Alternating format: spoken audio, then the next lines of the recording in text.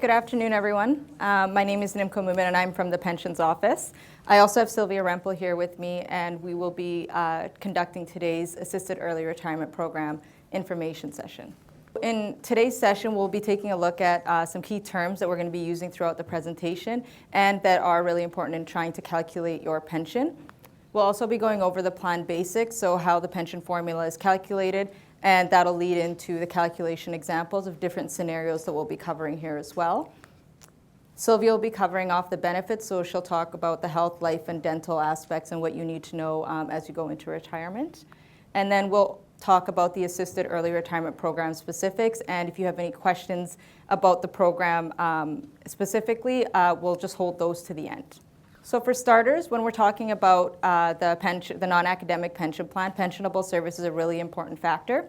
Pensionable service is the period of service in which you were actually contributing to the plan. So it's not the total service from the date that you were hired. You'll remember that there is a 1-year waiting period associated with membership in this plan. For some of you, if you were a term at the beginning, there might have been a 2-year waiting period. So when we're talking about pensionable service, it's when you were actually contributing to the plan. The next piece is pensionable earnings. So when we're looking at pensionable earnings, it's all of your regular salary and wages. So this is really important as it leads into the calculation of your 4-year average earnings. So in the pension formula, which I'll go over next, the 4-year average earnings is really important because it's the 48 consecutive months in which your salary or your earnings, were the highest. So that for a lot of people, that might be at the end of their career, but for others, it might be in the beginning or middle, et cetera. So the 48 consecutive months is a really important component of this calculation. So as we're going through, a lot of you are familiar with the non-academic pension plan. It is a defined benefit plan, and a defined benefit plan is designed to provide you with a monthly pension for the rest of your lifetime. And in doing so, this is the formula in which we use to calculate what your pension is. So it's a 2% formula, meaning it's 2% multiplied by your highest average earnings. You'll remember this is the 48 consecutive months in which your earnings were the highest, multiplied by your pensionable service in years. Okay? So the forms of pension then, as we're going through, so that formula, if you were to plug it in, what it would give you is the normal form of pension. The normal form of pension in this plan is the single life guaranteed for 10 years. That means that if you were to plug that equation in, that's the value that you'd be coming out with. However, if you're married, you do have to provide for your spouse. So the joint and survivor options will be available to you if you have a spouse. And a spouse is the definition of a spouse according to the Pension Benefits Act. So common law rules would apply. There are other option forms that we do provide you with. So it can include guarantee periods of 10 or 15 years. And the joint and survivor options then would also be either joint and survivor not reducing, so your spouse would continue to receive what you were receiving. Joint and survivor reducing by 75% to 75% of your original benefit, or to 60%. So I'll show those in examples as we move on as well. So when exactly can you retire? We have 3 different scenarios in which we talk about the in retirement in the plan. The first one being early retirement, and each of these always takes effect on the 1st of the month. Okay? So early retirement is the 1st of the month following your 55th birthday. And there are exceptions to this, which I'll go over here in a second for those of you who are eligible to retire but aren't 55 yet. Normal retirement is the 1st of the month following your 65th birthday. And normal retirement you'll also recognize because it's on the pension statements that we provide to you. So on your pension statements that you get from us, usually around March of every year, you'll notice that there's a projected pension to your normal retirement date. That normal retirement date is the 1st of the month following your 65th birthday. So that's what we've projected out to. And then postponed retirement is the end of the year in which you turn 71. And that's, so if you are planning on working that late, that you have to start drawing your pension by the end of the year in which you turn 71. So let's talk about early retirement. With early retirement, like I said, you can retire as early as age 55, but there are different rules that apply depending on when you retire. So From 55 to 60, the reduction rules would apply. Anything beyond age 60, you would receive an unreduced pension. So if you were to go at age 60, 61, etc., you would not have a reduction associated with your pension payments. If you were to go prior to age 60, these reduction rules would apply. The first one being, do you have 30 years of service? So you could be age 55, but do you have 30 years of service? Or your age and service are equal to 80 points or higher. This is where people who are under the age of 55 fall in. So you might be 52, 53, and have had a lot of years of service with the university. So you might meet the rule of 80 or 30 years of service, and you would be eligible for early retirement without a penalty. You still want to retire, but you're looking at a reduction now. So you can't go unreduced, but you're looking at early retirement. You still can, but there is a reduction associated with it, and that's 0.25% for each month that you retire before being eligible for your unreduced date.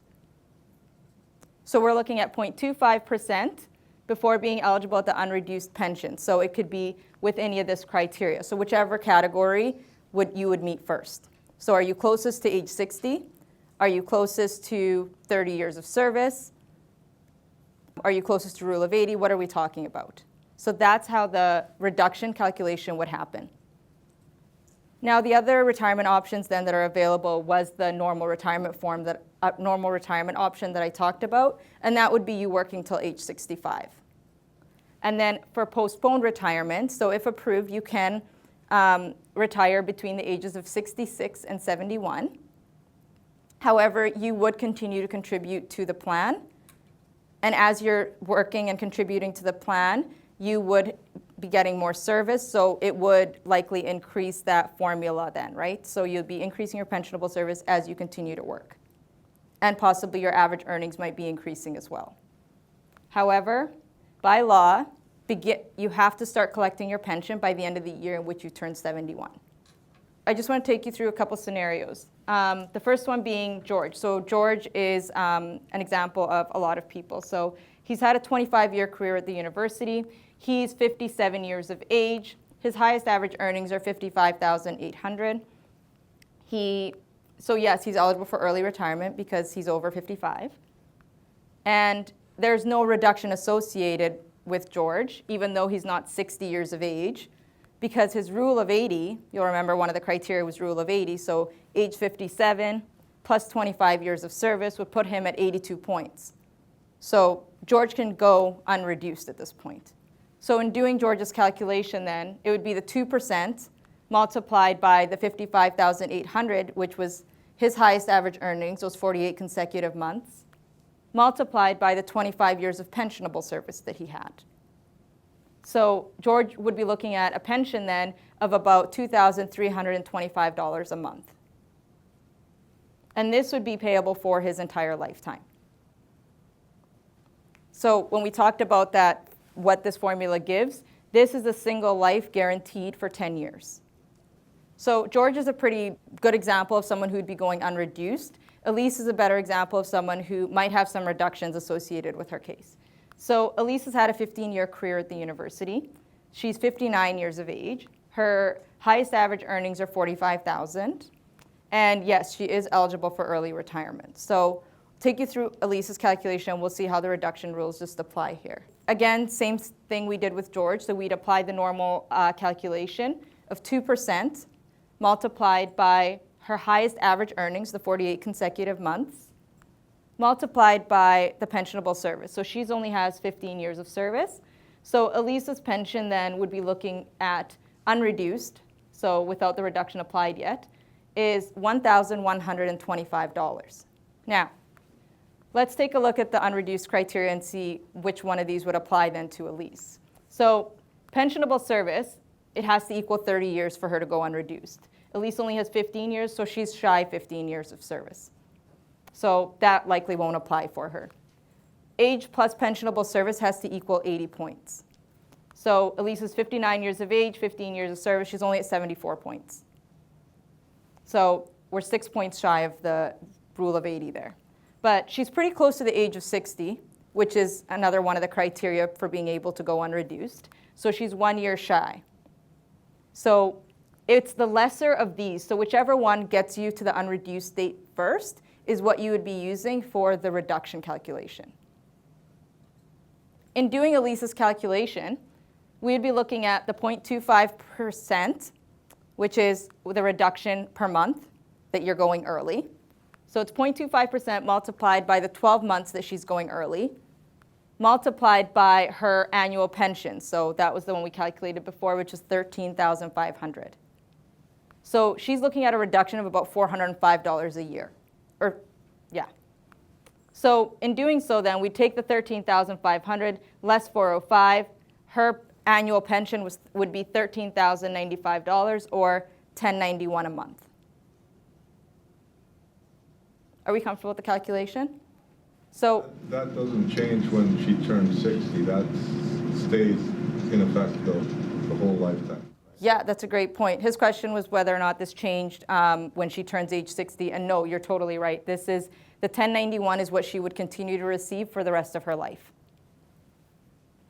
Now, this is a joint and survivor example. So we have George again, but now George is married. This is his lovely wife, Joan.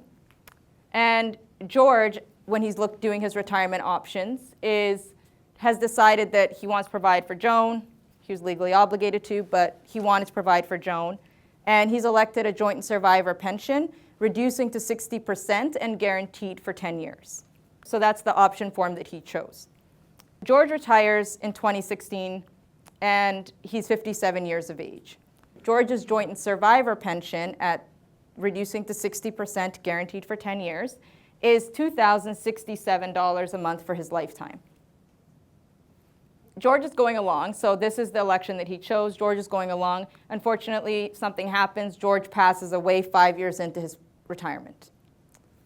Joan would continue to receive the $2,067 for the remaining 5 years until 2026 because of that guarantee period factor. You'll notice he had a 10-year guarantee on his pension.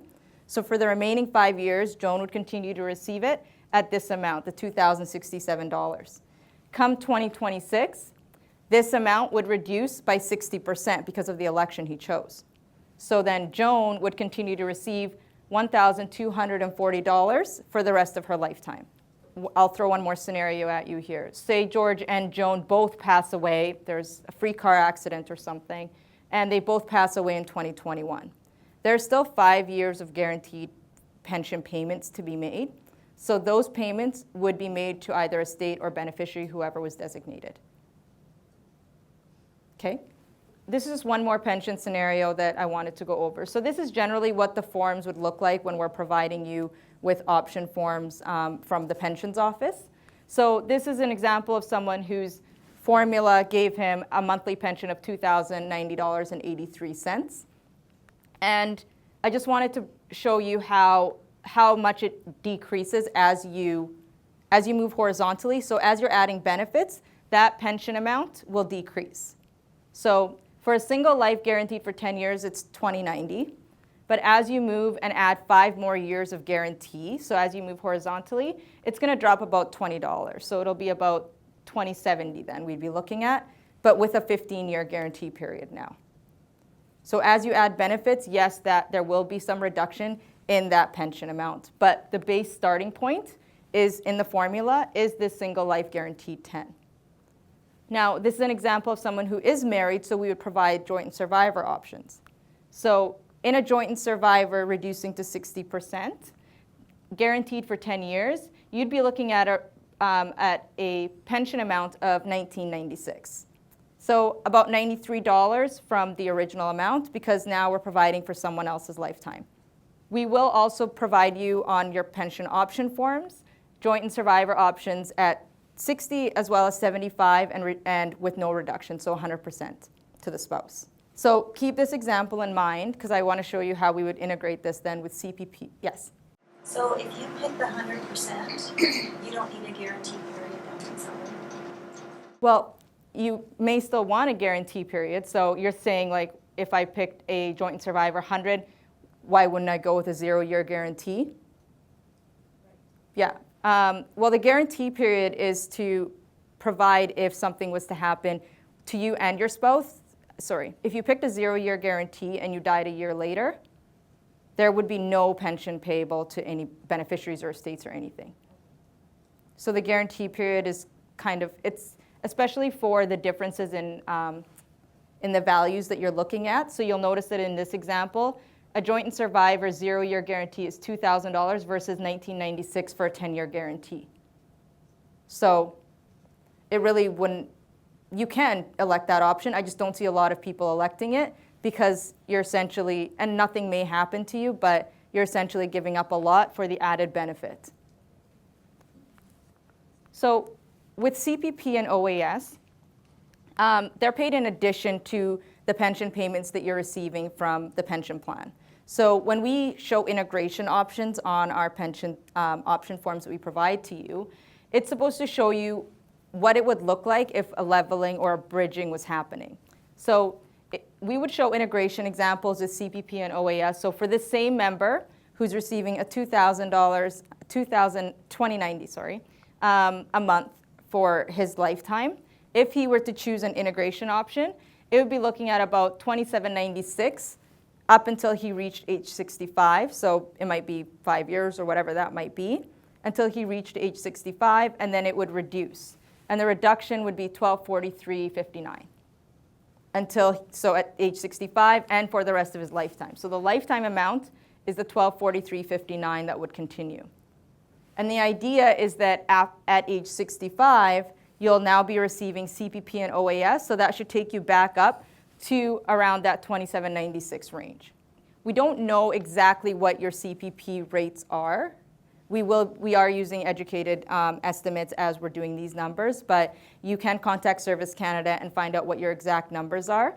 But what we would be doing is the plan would pay you the $2796 until you hit age 65, and then your monthly pension payments would reduce to this $1243.59, and it's your responsibility to go out and make sure that you're getting the government benefits.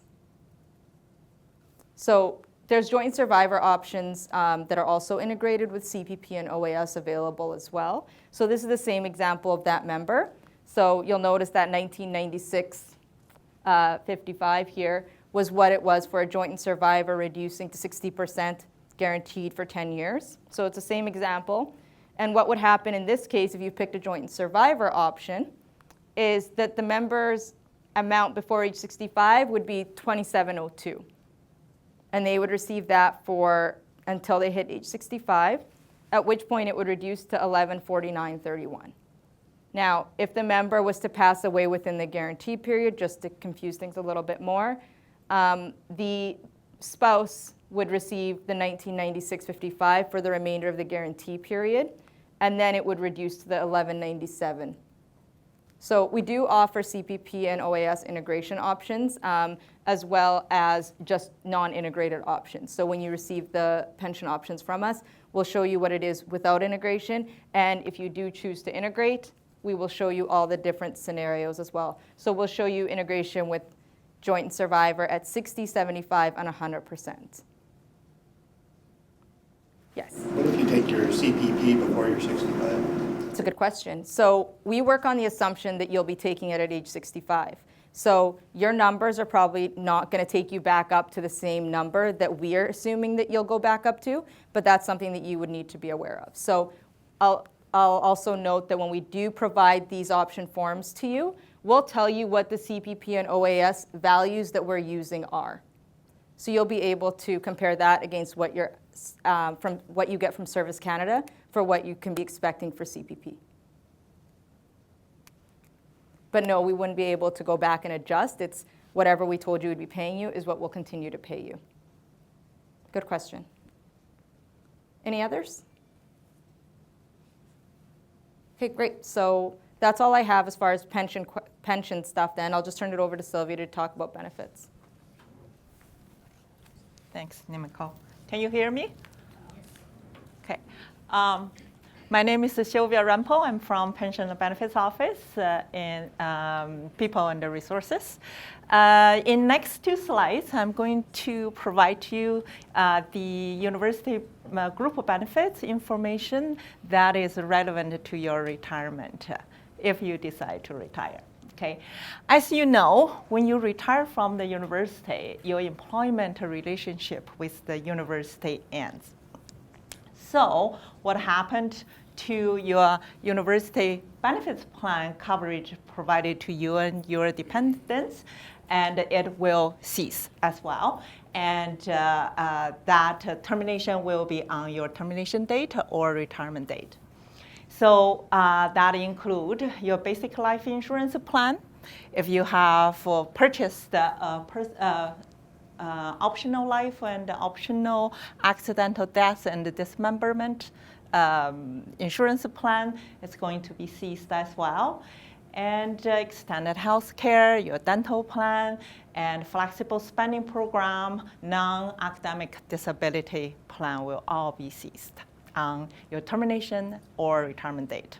So whereas all the plans are going to be ceased on the termination or retirement date, the group basic life insurance and optional life insurance can provide you with additional coverage within 31 days while you're leaving the university. That is free coverage provided to you in the event of death occur within this period.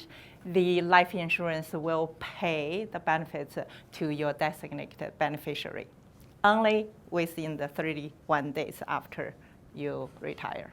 If you have any unclaimed life and dental claim after you left, you have 60 days to make your claim.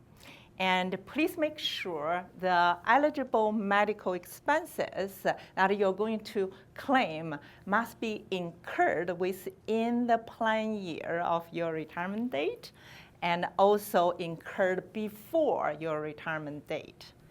And then you can submit within 60 days after your retirement date to Sun Life. And Sun Life will adjudicate the claims according to the plan policies. Conversion options of your university group benefits to the individual plan after your termination or retirement date. Not all the university benefits program have the conversion options for you.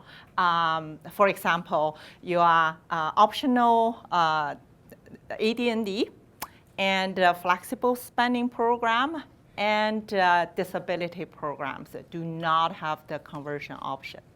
However, you can convert your extended health care and dental plan within 60 days of your termination retirement date and under age 75. Many insurers out there offer the individual medical insurance policies with options available without you provide any medical evidence if you are off a group benefits plan. So there are quite a few to name a couple, like Manulife, and they offer the individual plans. And Saskatchewan Blue Cross, they also offer the individual plans. Okay. Please pay attention to the plan detail that you are going to purchase, that individual plan you're going to purchase, especially on the transition period and the age limit, because those provisions may vary with each plan carriers. So make sure you understand that before you sign off the paper. And also, the individual plan, I want you to know this. The individual plan often offer the core life coverage, with options, you can add it on additional coverage like prescription drugs, vision care, and dental coverage, or there's options that may be available to cover your dependents as well. So you can also convert your life insurance from your group plan to the individual plan within 31 days of your termination, which that 31 days you will get the free coverage, and after that you're on your own. So you need to convert, especially for the people who has the medical condition and the insurability concerns. The conversion plan is there for you. So normally the conversion plan is a little bit more expensive than the non-conversion plan. So the detailed information about the conversion options and the rates, Maureen has the handout. If you come later, you haven't grabbed one, please grab one for yourself. And if you do not have the medical conditions or the insurability concerns, you may find more options out there available for you when you shop around, and then you probably can find an individual plan that more suitable for you and your family. Any questions? Okay, that is all the information, benefits information I have for you, and I'm going to pass the back to Nimiko. So the last thing we're going to talk about is the Assisted Early Retirement Program itself. So the eligibility for the Assisted Early Retirement Program follows the early retirement rules for the pension plan. So letters would have been sent out to people if you met the criteria. If you were either 55 years of age or older, had 30 years of pensionable service, or met that rule of 80, so age and pensionable service equaling 80 points, you would have received a letter. And the application is now open, so it's open from the 3rd of July to the 31st of July. And you can access all of that information through the knowledge base article. So it has the FAQs, so as we're getting more and more questions, that knowledge base article is constantly being updated with all the questions that members are asking, and responses formulated as well. So I would encourage you to keep checking back. And the application form and where to submit it is also available there. So I'll just show you really quickly. So we will be sending out these PowerPoint slides as well, but if you use this link here for the knowledge base article, it'll take you to the knowledge base program for assisted early retirement that we have here. Just make this a little bigger. So it'll go over the eligibility as well as what the process is to actually apply and what the incentive is. So the 3 weeks pay per year of service to a maximum of 12 months of pay. For the application process, the employees who are interested in the program will be required to submit the application form. So you can click out right into it, and this is the application form. So you'll go through and fill in this information here, as well as your pension eligibility, and sign. And you'll also have to make sure that you submit a copy to both your supervisor or unit leader, as well as to this voluntary option at usas.ca email address, no later than July 31st. So all this information will be up and accessible. And there's also all of the FAQs that are constantly being updated. So I would encourage you to keep checking back.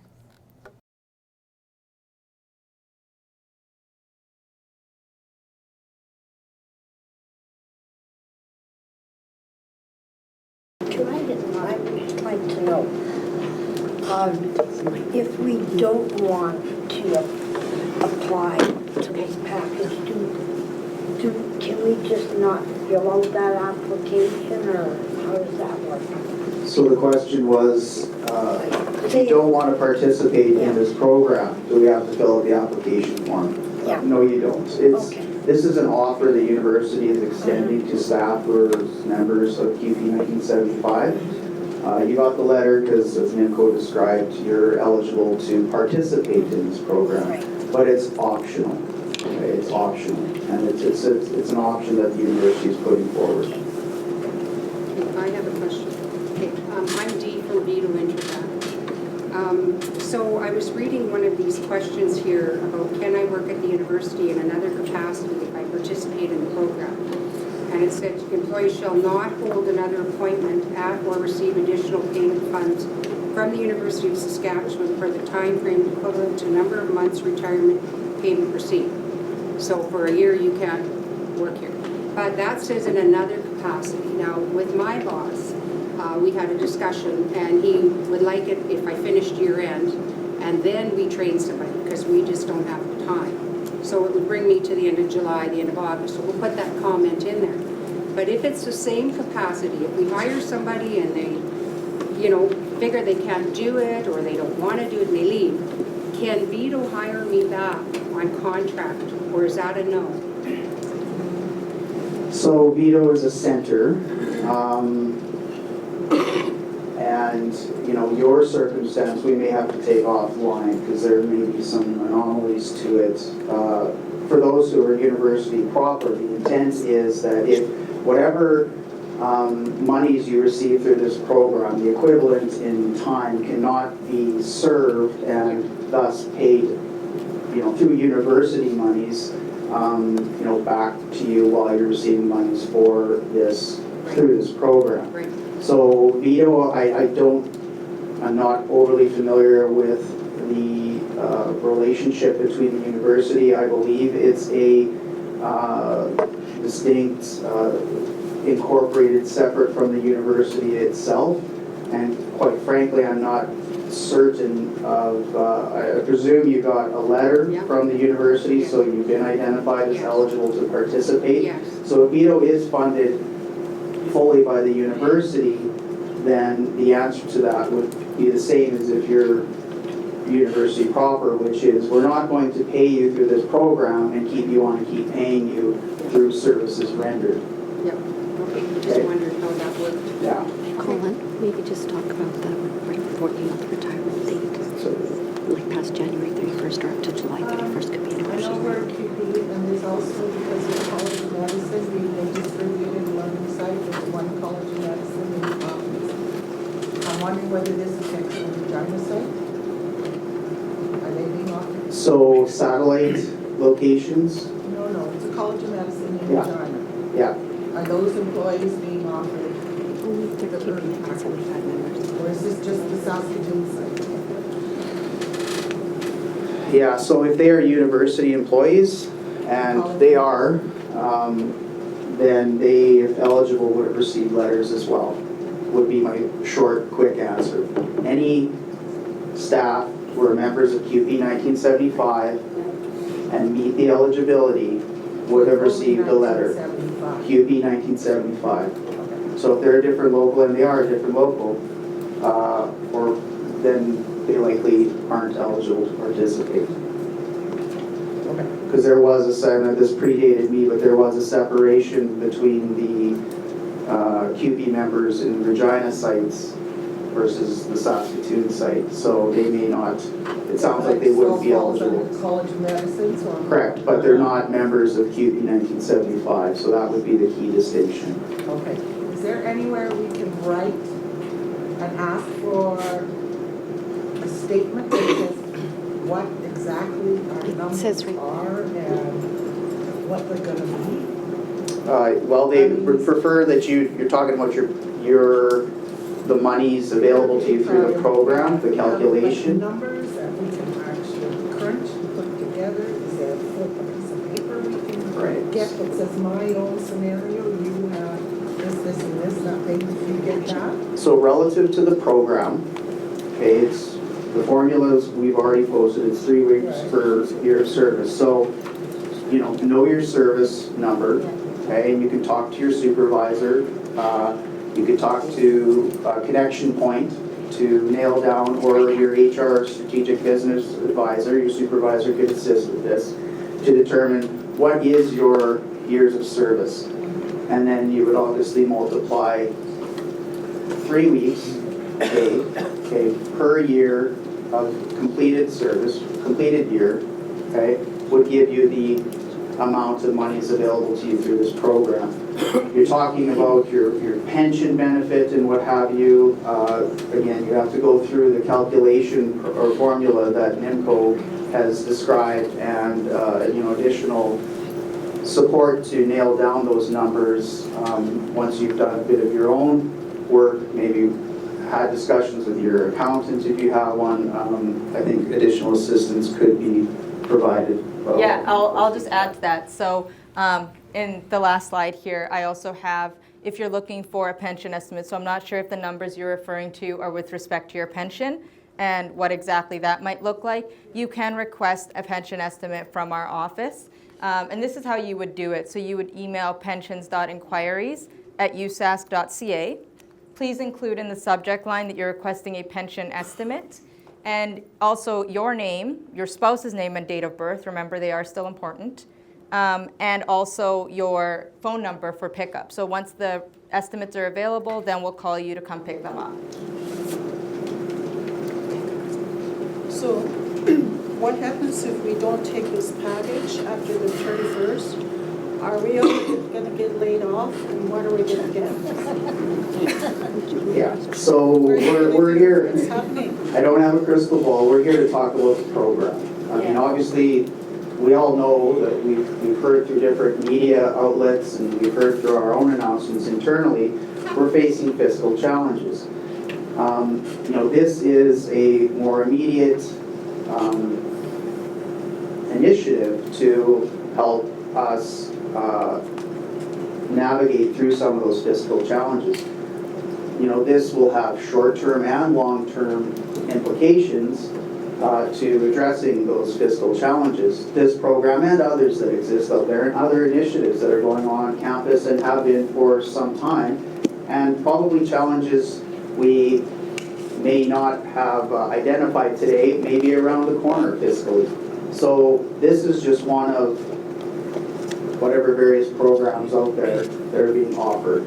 So I can't speak to what the university's intentions are. I don't know in terms of other options, other programs, other initiatives that maybe in planning this year, next year, 5 years from now, 10 years from now.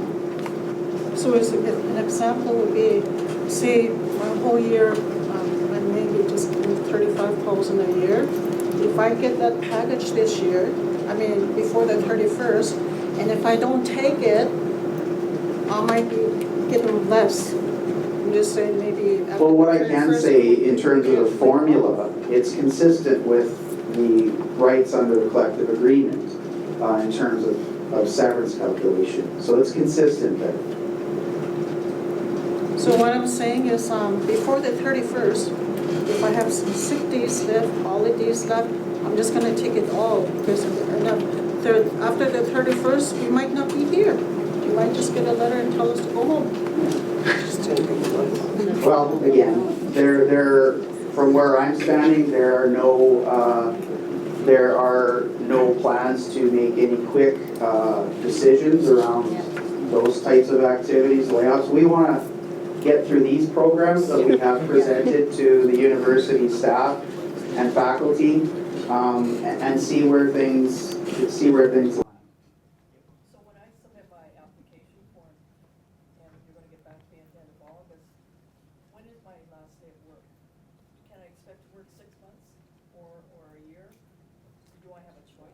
Yeah, so the question is, if I participate in the program, who determines my exit date?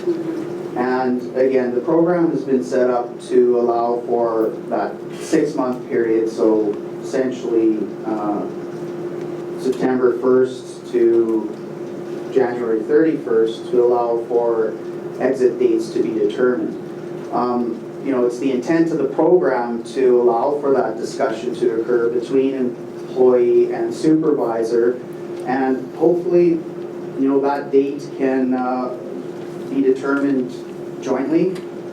But having said that, if they're for operational reasons, your unit leader needs you to stay on until December 31st, but you would prefer, the end of October. The end of the day, if we can't line that exit date up, the decision does go to your university, your unit leader, but the intent is to allow for that conversation to occur and to land on a date that works for both the employee and the unit leader.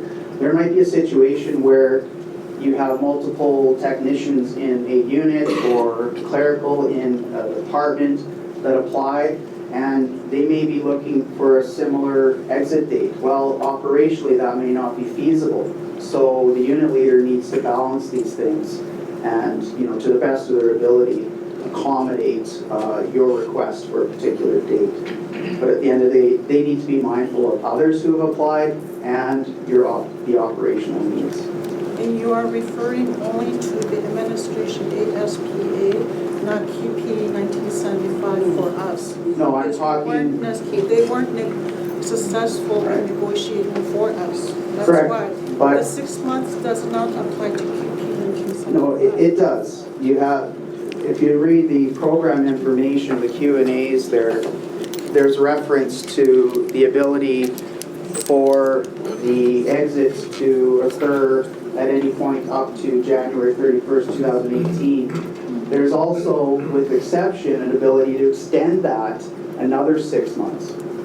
Okay, though it wasn't negotiated, this is where the employer landed with application of this program in terms of the timing of an exit. So if you work another 6 months then?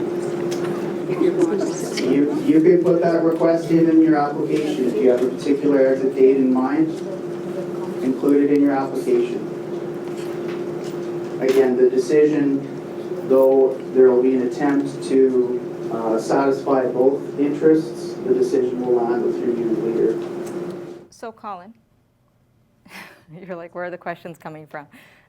So that was one of the questions in the FAQs here. Can my retirement date be deferred beyond 6-month time frame identified in the letter?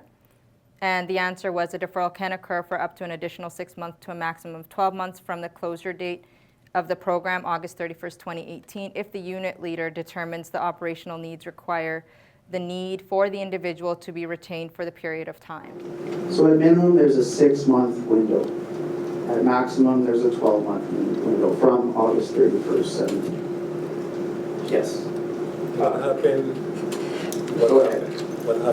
if you find another job and you have to work before to make that decision with your boss to leave, and your boss doesn't want you to leave, but you have to start the other job, to start working, after leaving the pension.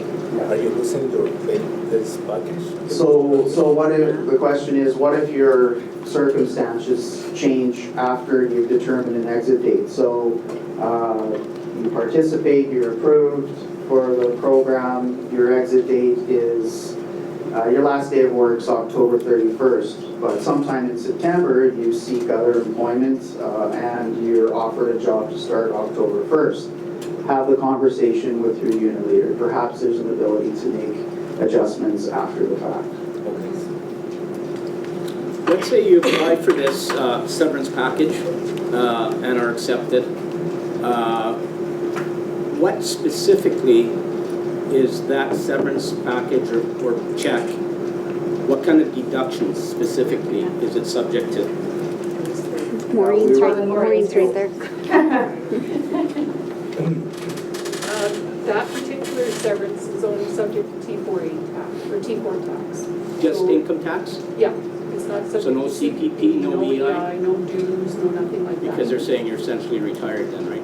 Yes. So just, okay, that's all I needed to know. So for those who weren't able to hear, what deductions on the severance portion or the financial package that comes with this program, it's just your income tax deduction. And what do they consider base salary? Your current hourly rate would be the formula calculated, per week, essentially, because it's a 3 weeks per year, so your hourly rate plus your weekly rate times 3 times your service. Pensionable years. Not the number of years you've been at the university. That's what It's goes by years pensionable years. service. So for severance, yeah, my understanding it's years of years continuous service.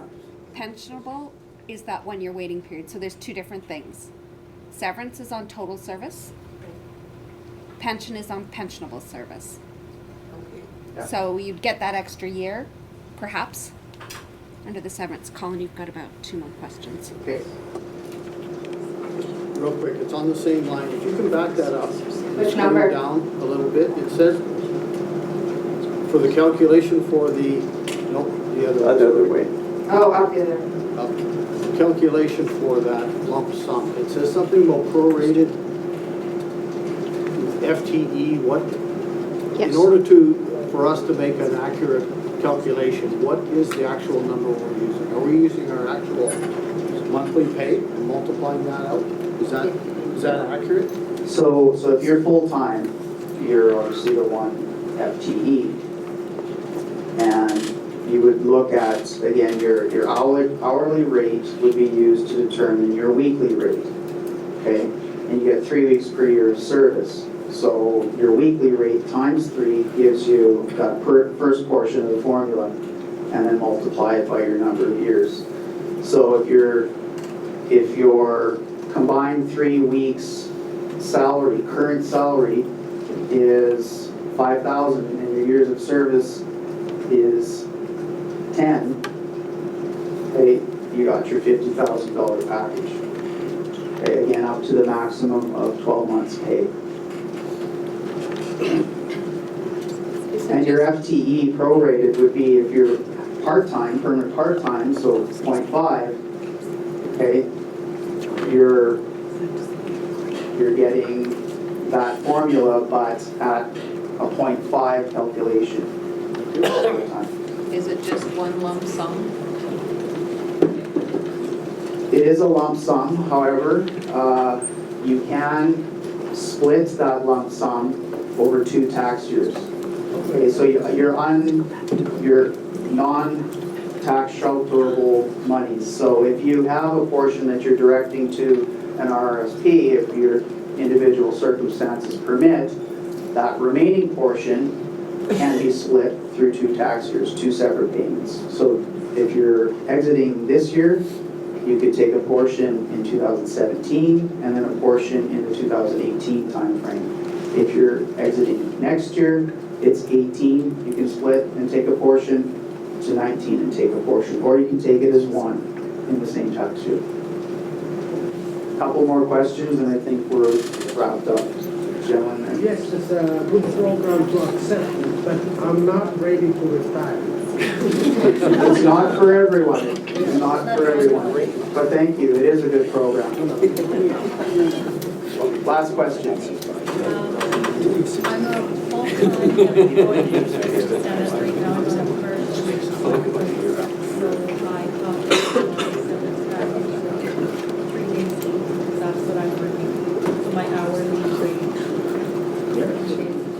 You know, some of those current FTEs, depending on the type of leave and what have you, individual circumstances may differ. So again, I would talk to supervisor, HR, strategic business advisor may have to get involved, and payroll may have to get involved just to really look at your history and see the circumstances of your partial leave and your current FTE and whether that applies, or if you do own a full-time position, whether that applies. So individual circumstances will differ and play into what ultimately what the formula is. So I would advise to get some resources around your circumstances to be clear.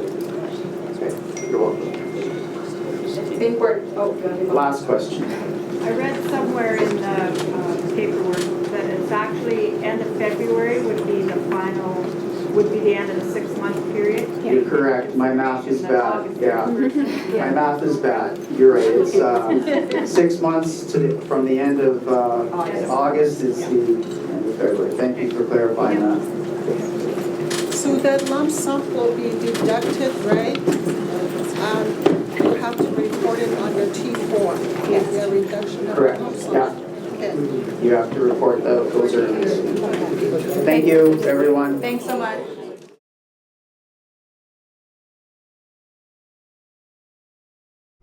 Just because you apply doesn't mean you have to go through with it, right?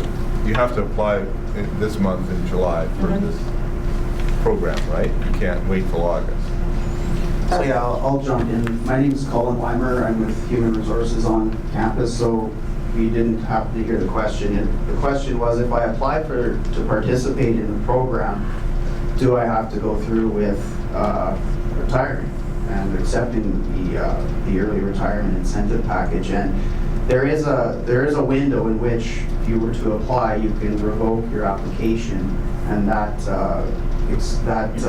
time frame goes to the end of this month, so July 31st. So if you apply today and decide by July 31st or before July 31st that you actually don't want to proceed, then you can, through that email that's identified or through your supervisor, indicate you'd like to rescind that application.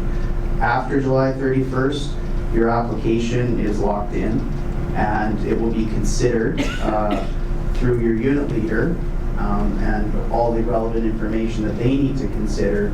For example, have there been multiple applications in the unit? What type of retirement time frame within that 6-month period from the end of August, because all through August, unit leaders will be looking at their applications and making decisions to approve the application or not. And at the end of the day, they may be faced with decisions like, okay, I have half a dozen applicants in my unit and they're all looking for a relatively similar retirement time frame. Operationally, can I manage that or not? And if not, perhaps the exits or the retirements of this particular unit leader's staff would be scattered through a 4, 6, 8 month period. But the program allows for continued employment to the end of February 2018, again, to allow for, figuring out what an appropriate exit time frame would be, both for the individual and for them themselves to continue operations and services on campus. But in rare circumstances where there's a need to extend that, they will allow for up to the end of August 2018 for that exit to occur. But it will be individual circumstances, both for the applicant and for the unit leader and the operations of the particular unit. So after July 31st, if you've applied and not rescinded, you're locked in to retire. Yeah.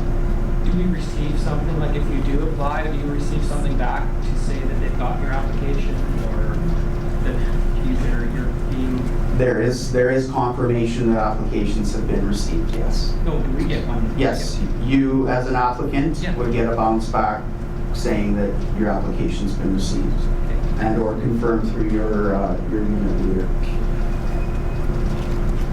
Any other questions? Back at the very back there, and then we'll... How do we get the hard numbers to decide whether or not we should apply? So in terms of the program itself, the formula is there. You can check with your supervisor. We also have HR SBAs that can assist in terms of, well, let's nail down your years of service, because of course the formula is 3 weeks per year of service up to a 12-month maximum. So the formula is quite simple. It's just you need to be clear on what your service time is with the university. In terms of the pension you want to draw from the pension plan, of course, that formula and info talked through on that end, and then any other sources of income you may have external to the university or the pension plan. Talk to your family member, talk to whether it's Service Canada or whatever other external outfits, an accountant that you may have to nail that down. But a few different streams to figure out for sure. But in terms of the program, the formula is quite simple. It's just making sure you understand or are clear on your service date, which again, you can work through with your supervisor. You can contact every individual college and unit has a strategic HR business advisor assigned. They can be of assistance. Connection Point would have your service dates as well. And I'll just add to that, maybe, Colin. If you're looking for pension-specific information, you can request an estimate from our office. So the information would just be that you would email pensions.inquiries@usask.ca, and in the subject line, just please state that you're looking for a pension estimate and include your name, your spouse's name and date of birth, because we need that information for those joint and survivor options, and also include your phone number for the pickup. So we'll be contacting you once the estimates are ready, and we are getting a huge volume of them, so we will just need to contact you to come pick them up when they are ready. Thank you. Question at the back. Yeah, Mike was asked already. There's different things, scenarios and stuff. Is everything based on pensionable years of service and not years of service? Because for a lot of people, that's not the same. Right, good question. So for this program, the calculation for the financial package that would be provided to an approved applicant is years of service, not pensionable service. It's years of service, yes. But everything else is based on pensionable years and that add up to 80 years. Yeah, on the pension side, we look at pensionable service. Yeah, and on the assisted early retirement program, it's continuous service, I believe. And where would we get that information? Again, From those sources I had mentioned earlier, to determine what your service calculation is, your working service, again, continuous service, no break-in services through the years you may have been employed, previously left, come back, that depending on the time frame of that break, previous employment with the university would not apply. It's your continuous service. But yes, you would, unit leader, your or supervisor, your HR strategic business advisor, connection points, they will help you determine your service time frame. Seasonal workers and casual workers, how would they calculate that when we're getting laid off on a regular basis? How do they calculate seasonal years of service? Is that your question? Yeah, basically. Okay. So seasonal, again, we're looking through that a little closer. I've not had experience with, so for example, if a seasonal employee works 8 months of the year, do they get recognition for the entire year or just that 8 months? And if it's recurring, let's say over a 10-year period, is it 2/3 of a year for 10 years or is it actually a full year, so 10 years service? I know that for other purposes like vacation accruals and such, they do subtract that time frame in which a person is on layoff, and then they're recalled, everything gets picked up again. So we're going to park the answer to that question and get that out to you when we can. But what I can say is if you're considering applying and you want that nailed down and you're a seasonal employee, then your individual circumstances will be sorted through, reviewed, and an ultimate answer will be provided to you. So don't wait around for kind of a general response to your question. If you're seasonal, engage with these folks. They'll get the information needed to land on a factual service date or time frame. Okay? Question. Do you know, is this university years of service? So whether, doesn't matter what union you were in? Correct. It's so if you were previously exempt or within the scope of ASPA, back to QP, back to exempt, now currently QP, it's your service at the university. If you're, now that you apply and you're locked into this, it seems like it's totally up to the discretion of your supervisor and or the university on when your retirement date comes. As an employee, could I mention that date of August 31st, 2018? Can we actually pick the date that we want to retire up to that date? Right. You, on the application form there's a comment section or additional information section. Feel free to identify the preferred retirement date. Again, ultimately, the unit leader will have the decision on that, but we're hopeful. I mean, the intent of the program is to to be mindful of the needs of the applicants as well, but we also have operation and service needs to meet as well. So again, there's variables that could play into meeting your request or not. But yes, the decision ultimately lands with the unit leader. But we'll definitely incorporate any additional information like preferred exit or retirement dates into their thinking and their decision. Right here. Yeah, sorry, the incentive is 3 weeks. What's the normal for severance? Under the collective agreement, there's a tiered formula. So when you hit that 20-year point, it is 3 weeks per year of service. Those under it's 2 weeks per year of service. But so if you don't take this package and it comes out later, then you would only get 2 weeks. for those with less than 20 years, yeah.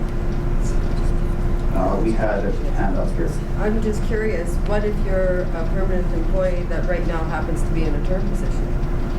Are you eligible? You have perm status, so permanent status employees are eligible. Again, assuming all the other pieces, you meet the other eligibility pieces, yeah. And here. I was reading in there something about the pension amount, or not the pension amount, the assisted retirement amount.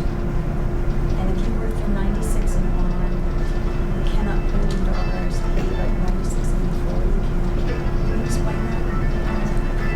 Yeah, I can't explain that. Finance would be a good source to contact. So this is the pre-96, the tax shelterable amounts, RSP. Colin, there's the question actually on here already for the FAQs. So the question came up, I just lost it.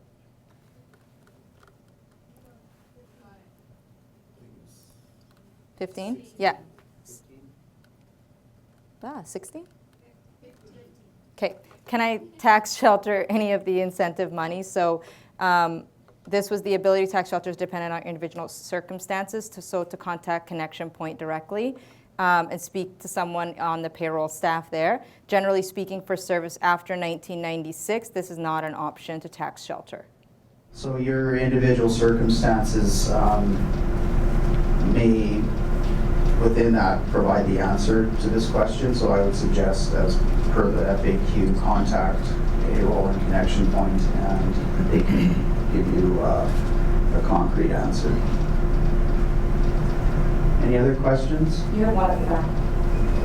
Okay, back and then we'll come here. Besides affecting your pensionable years of service, what is an FTE less than 1 Nothing else, just pensionable years? Well, in terms of this program, it'll affect your financial package. So if your current FTE, so the financial package, so the formula of 3 weeks per year of service, if you are at a reduced FTE, that package will be prorated. So if you're at 0.5, making 30 grand a year, and if it were a full-time position, it was obviously 60 grand a year, that your 30 grand will be incorporated into the formula. So whatever your hourly rate is, your three weeks per year of service at 0.5 FTE will be your package amount. Contact regarding prorations of HR or payroll or? Yeah, I would work with your HR strategic business advisor, your supervisor, like the three of you can, look at your individual circumstances and get you, again, a concrete indication of what that financial package would look like. They're all assigned to different units and colleges. Sorry?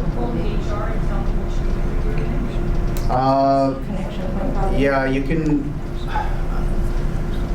think about that. You can contact Connection Point and just ask, or talk to your supervisor. They should know who their HR SBA is.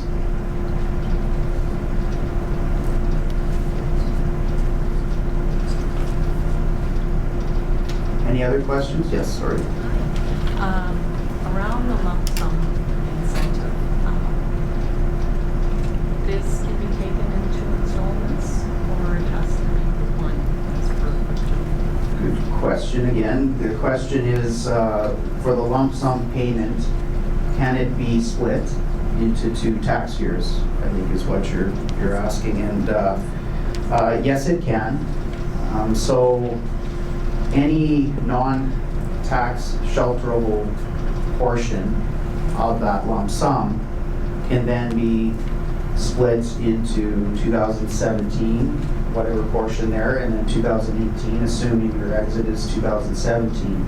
If it's not till 2018, you can take that portion and split it for a payment in 2018 and then 2019, assuming probably January 2019 would be when that second portion would be issued.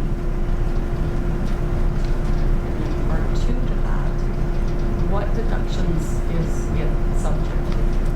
The financial package is subject to income tax deductions only. Yeah. Non-CPP? Correct. Not CPP, correct. Is your pension amount per month taxed? Does the income tax come off our tax? When you start drawing pension, does income tax come off of pension? Yeah, you'd have to claim it as pensionable. It would be considered income, so there would be tax associated with that. But when do you guys take that off before we get the monthly check? Yeah, so when we go through the process of completing your election forms for your retirement package, we'll also have the tax forms as well that you'll be filling out. So when the monthly payments are coming into your account, they will have deductions associated with it. And another question. Hi, I was just wondering if a person is eligible for the pension also right now, within this year, how much notice has to be given? Just like you're interested in this package, also you're eligible for a pension issue? Sorry, eligible for pension, to draw your pension? Yes, to draw your pension. How much notice has to be given to also pension on? To start drawing? Yes. It's a good question. The sooner the better would kind of be my quick answer. Heather, you can feel free to add if you want. But if you are looking at a exit date of October 1st or whatever it might be that ends up working out once conversation with your unit leader and what's approved through the incentive program here, we would be notified through HR as well who has been approved. So we would have that list and we'd be preparing the packages. However, if you decide to defer, et cetera, then those conversations would hopefully be made with us sooner rather than later. Any other questions? If you take this package, can you reapply for employment in the university at some point? At some point, but not during the point at which the value of the package extends time-wise. So if your package is equivalent to 6 months' salary, you cannot, university would not accept your application for a new role with the university until that 6-month period, the equivalent of your payment has come and gone. Yeah. Do you want to respond on the pension piece to that? Sorry, I was scrolling and missed the question. On the reemployment. Oh, yes. Yeah, so if you are reemployed with the university and you are receiving a pension from the university, receiving a pension from the plan, you can't be contributing to the plan and receiving pension from the plan as well. So there are pension rules associated with that, so you will have to deal with that situation, but essentially you can't be in a pension eligible position and not be contributing to it. Yes. Well, if you draw that package, are your benefits still in effect until that package ends? Well, once you retire and exit, your benefits will cease as described earlier. So your payment will be issued post-retirement or retirement date, and so your benefits will have ceased.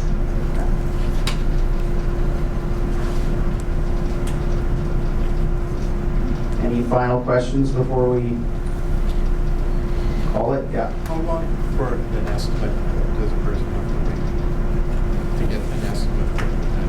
Is there a log? How long does someone have to wait until they receive a pension estimate?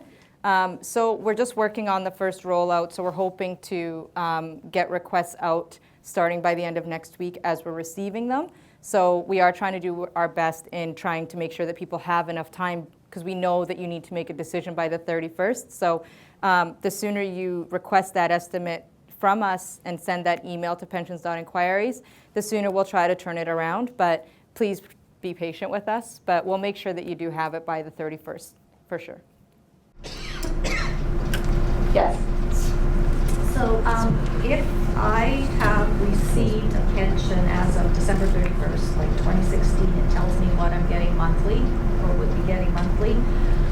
Is that what I get, or is it reduced if I do the early retirement because I haven't met the right criteria already? Okay, so that's a good question. And are you speaking specifically about the statements that we mailed out to you as at December 31st? So the statements that everybody would have received in the non-academic pension plan at December 31st, 2016, you would have seen a couple of different lines, one of them being what you've accrued year to date at December 31st. So that's what your pension that you've accrued year to date would be. We've also shown a projected amount to your normal retirement date. So that was that age 65 I was referring to. If you request an estimate from us, we would be able to provide you with, we're using a retirement date on our estimates of October 1. So we'll be able to provide you with an estimate for what your pension would look like, integrated and non-integrated, at October 1, 2017. And then you'll be able to see what that would look like for joint survivor options, and that way you can see if you're adding a few extra months or whenever your exit date might be, it'll still give you a pretty good idea. But what I've already gotten, Yeah. they're not going to reduce it. No. What you've accrued, no. Yeah, what's already accrued is the normal form of pension. There's no reduction into it already, so it's assumed normal. So it could be reduced if you don't meet that criteria, correct? Yeah. It could be reduced. Does that answer? What I've already accrued, it could be reduced. Yeah, because we've given you the normal form of pension without any reduction at that point. Without any penalty, because Right. you're not meeting certain normal pension level criteria. So you'll want to look into that.